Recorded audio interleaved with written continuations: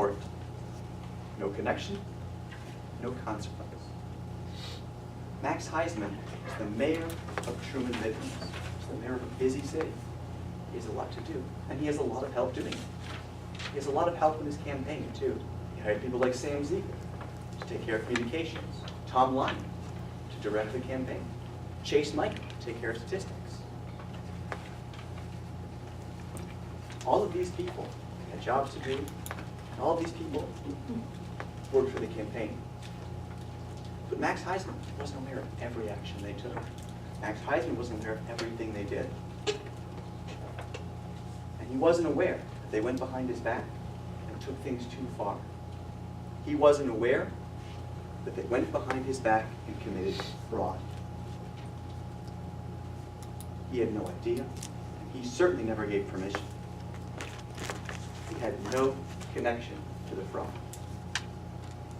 And his actions had no consequences on the outcome of the election. Now, opposing counsel just told you that if anyone in Max Heisman's campaign committed fraud, then he must deliver a verdict of liable. That's not quite true. What the law says is that if you find Max Heisman committed fraud, you must deliver a verdict of liable. We can't hold Max Heisman liable for things he knew nothing about, for things he didn't do. We can only hold him liable for his own action. There has to be knowledge. There has to be intent. There has to be a connection.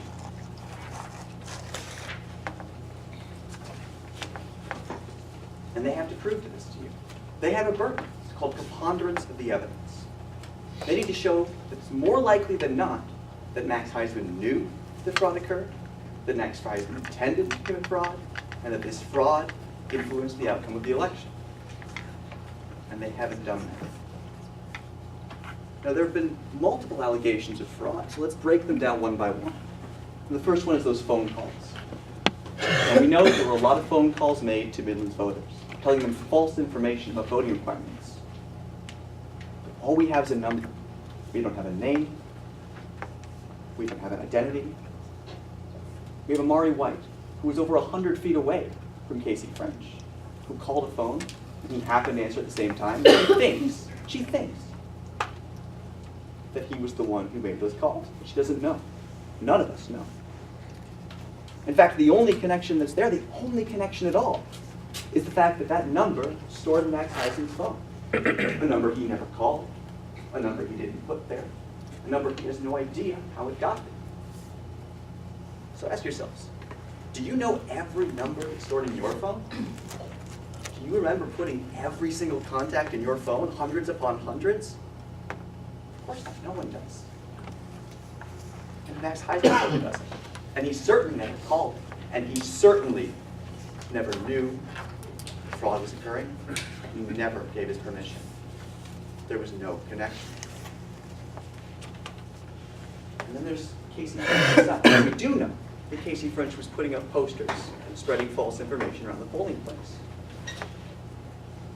But the only connection there occurred 11 years ago, in 2004, when Mr. Heisman, as a public defender, as part of his civic duty, represented Mr. French in trial. Now, Max Heisman told you under oath that he hasn't spoken to Mr. French since.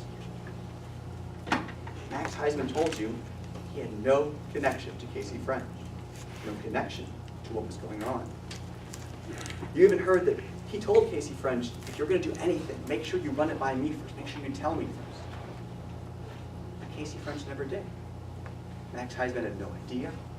He certainly never gave permission. He certainly had no connection to Casey French's actions.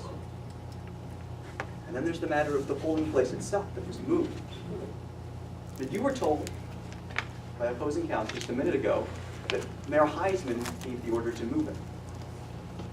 But Mr. Midori said he doesn't know who moved it. He asked the Midlands Elections Commission and they didn't know. They couldn't confirm or deny anything. All they knew is someone higher up in government, could have been anyone, asked for that polling place to be moved. There's no connection between the movement of the District 12 voting center and Max Heisman. Now, it's been alleged that Max Heisman's campaign was pursuing questionable strategies, erosion, education. Unethical, maybe, but not illegal. Max Heisman never crossed that line. He wants anyone to vote, everyone to vote, no matter who they're voting for. Max Heisman's actions never crossed the line. Max Heisman's actions had no connection to the fraud and had no consequences on the outcome of the election. What we're seeing is a pattern of individuals acting on their own, an uncoordinated effort, going behind Max Heisman's back. He had no idea what was going on. He gave no permission. He had no connection to any of the fraud you heard about. If there's no connection, then there can't be intent. If there's no connection, there can't be consequences. And when there's no connection, you have no other choice but to find Max Heisman not liable for election fraud. Thank you.